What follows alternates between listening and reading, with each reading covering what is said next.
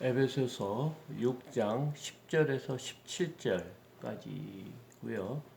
아마 에베소서가 내일까지 하면 우리가 에베소서를 한번 다 훑어보는 겁니다. 뭐 정확하게 훑어보는 건 아니지만 그래도 에베소서가 무엇을 말하고 있는지에 대한 것을 알 수 있을 겁니다. 에베소서는 하나님의 뜻으로 우리를 구원해 주셨다. 그거는 만세 전에 있던 숨겨진 비밀인데 그리스도가 이 땅에 오면서 그 비밀이 드러났다. 그러면서 우리는 그 하나님의 자녀가 됐고 그 자녀는 하나님의 기업을 상속받을 상속자다. 그렇기 때문에 너희들은 옛 사람은 버리고 새 사람이 되어서 새 사람이 된 이유는 교회 공동체에서 한 몸을 이루기 위한 것이다. 이 한 몸이라는 것은 그리스도를 머리로 삼고 우리는 그분의 몸의 일부, 지체다. 이런 얘기를 하고 그의 공동체가 믿음의 공동체가 얼마나 중요한지 그래서 서로 피차 섬기며 복종하라 이렇게 얘기했습니다. 그 다음에 가정을 부부관계가 어떻게 이루어지는지 또 그리스도의 몸과 그리스도와 교회의 관계로 또 남편은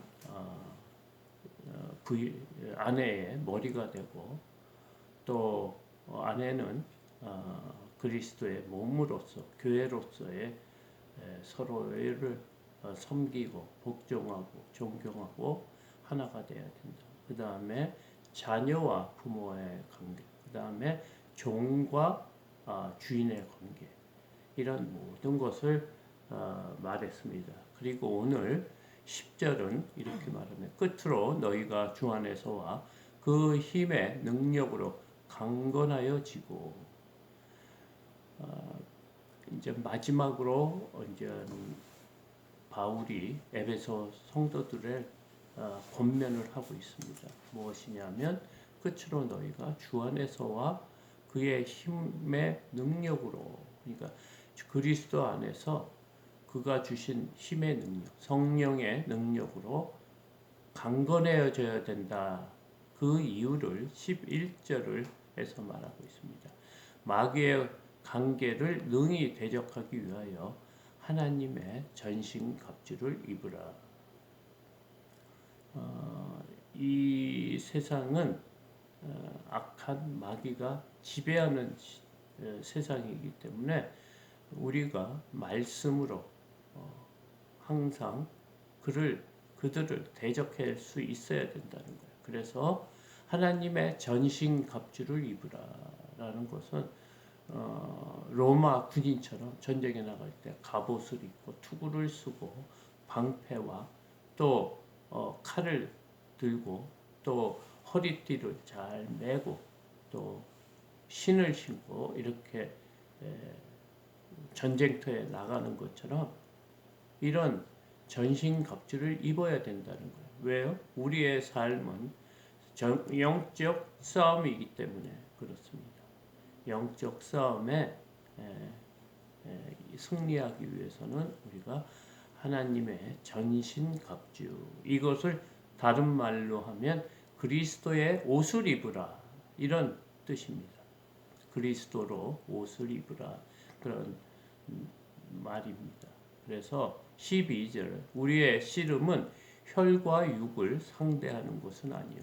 여기서는 혈과 육은 육신적인 겁니다. 우리가 보이는 것, 우리 눈으로 확인될 수 있는 것 그런 싸움이 아니고 통치자들과 권세들과 어둠의 세상 주관자들과 하늘에 있는 악의 영들을 상대합니다. 이거는 사탄을 말합니다. 우리가 이렇게 보이는 세상에 그걸로 그것 때문에 싸우는 게 아니고 우리 생각으로 또 지금 악한 사단의 이 세상을 이용해서 믿음의 사람을 실족해 하는 그것을 상대해야 된다. 그러니까 우리의 마음 상태입니다. 보이는 게 아니고 우리의 마음 상태가 주 하나님께 집중하고 있느냐, 하나님을 늘 생각하며 우리의 삶을 살아가느냐, 그런 얘기입니다. 그러므로 하나님의 전신갑주를 취하라. 이는 악한 날에 너희가 능히 대적하고 모든 일을 행한 후에 서기 위함이다. 우리의 삶 속에 많은 유혹과 시험이 있답니다. 그들은 우는 사자와 같이 먹을 것을 삼킬 자를 두루 찾으며 다닌다고 했습니다. 우리에게 이 땅에 살면서 많은 유혹이 있죠. 이렇게 하면 나에게 큰 유익이 있는데, 그래서 그것 때문에 하나님의 말씀을 지키지 못하고 넘어지고, 또 보이는 것, 또 즐거움에 이렇게 빠져서 하나님과 멀어지는 그런 삶을 해서 우리가 주님을 구주로 믿고 이 땅의 삶에 하나님이 주신 말씀대로 살기 위해서는 어떻게 해요? 전신갑주를 입어야 돼요. 그리스도로 옷을 입어야 된다. 그러면서 악한 날에 너희가 능히 대적하고 모든 일을 행한 후에 서기 위함이다. 우리의 인생의 삶에서 끝까지 주 예수 그리스도를 믿는, 구주로 믿는, 그래서 구원받기 위해서다, 이 말입니다. 14절 그래서 어떻게 해야 되냐면, 그런즉 서서 진리로 너의 허리띠를 띠고, 이 허리띠를 띠라는 것은 힘을 가장 받는 곳입니다. 그러니까 우리의 그 힘 받는 곳, 허리띠를 뭘로 띄어야 되냐? 진리로 띄어야 되냐? 진리의 말씀이죠. 불변하는 것, 영원한 것을 목표로 두고 우리가 그 허리띠를 띠는 것처럼, 그래서 든든히 허리띠가 든든히 잡히면 우리가 힘을 쓸 수 있는 거거든요. 그 다음에 의의 호신경을 붙이고, 우리 가슴에는 의의 호신경을, 그러니까 우리 마음에 항상 정의적인 하나님이 주신 말씀 안에 의가 이렇게 있어야 된다는 거예요. 그 다음에 15절 평안의 복음이 준비하는 신을 신고, 그러니까 평안의 복음, 그러니까 하나님이 우리를 위해서 계획하신 그런 준비한 그런 명령들, 우리가 이 땅의 삶을 어떻게 살아야 되는지에 대한 그 평안의 복음을 준비하는 건데, 그게 신이라는 거예요. 우리가 어디든지 갈 수 있죠. 그러니까 악한 자의 길을 가느냐, 의로운 사람의 길을 가느냐, 행동하는 거예요. 우리가 갈 수 있는, 우리의 마음을 결정할 수 있는 거예요. 그게 뭐냐면 평안의 복음이래요. 주 예수 그리스도를 믿는 믿음으로 구원을 받는 그런 믿음을 가지고 그런 신을 신고 우리가 이 땅의 삶을 살아가야 된다. 행동해야 된다. 이겁니다. 16절 모든 것 위에 믿음의 방패를 가지고, 또 우리가 들고 있는, 왼손에 들고 있는 그 방패, 그게 믿음의 방패라는 거예요. 이 믿음의 방패는 뭐냐면, 악한 사단이 유혹으로 불화살을 쏠 때 그것을 막기 위한 그 시험과 모든 것, 그 흔들리지 않는 그런 믿음을 갖기 위해서는 믿음의 방패가 있어야 되는 거예요. 어려운 일 당해도 우리가 말씀을 기억하고 하나님이 우리와 약속하신 그 말씀을 의지하는 그 믿음의 방패를 가지고 이로써 능히 악한 자의 모든 불화살을 소멸하고, 불화살을 쐈을 때 방패로 다 이렇게 막을 수 있고, 17절 구원의 투구와 성령의 검, 곧 하나님 말씀을 가지라. 우리의 생각, 그러니까 투구는 머리를 지키는 거죠. 우리 생각은 오직 뭐에 향해 있어야 된다? 하나님이 우리를 구원해 주신 그 말씀을 항상 머리에 쓰고, 그리고 제일 공격하는 것은 뭐냐? 제일 좋은 수비는 공격이라고 했습니다. 그 공격에 사용되는 것은 뭐냐? 검이라는 겁니다. 이 검은 성령이라고 지금 말하고 있습니다. 이 성령은 다른 말로 하나님의 말씀이라.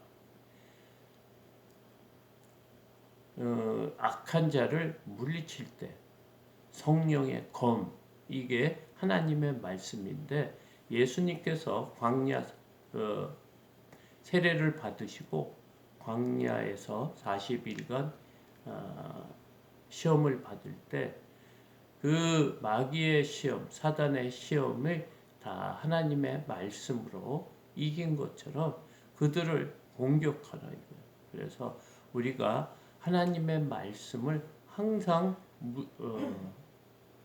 묵상해야 되는 이유로, 또 항상 우리가 말씀과 동행해야 되는 이유가 이 땅에 이 영적인 전쟁에서 승리하기 위한 것이다. 이렇게 말하고 있습니다. 그래서 우리는 우리의 그 싸움의 대상자는 마귀입니다. 그리고 그 마귀와 이길 수 있도록 완전 무장을 해야 된다. 그래서 하나님의 그 전신갑주를 입으라. 뭡니까? 진리의 허리띠, 의의 호신경, 또 평안의 복음을 가진 그 신발, 그리고 방패, 믿음의 방패, 그 다음에 구원의 투구, 그 다음에 성령의 검을 가지고, 이 모든 것이 악한 마귀를 대적하기 위한 거죠. 그런데 악한 마귀는 우리 눈에 보이는 것이 아니고 영적인 싸움이라는 거예요. 하늘의 권세를 잡은 악한 영과 상대하기 위한 것이다. 그래서 하나님이 우리를 보호해 주시기 위해 성경 말씀을 주셨다, 이 말입니다.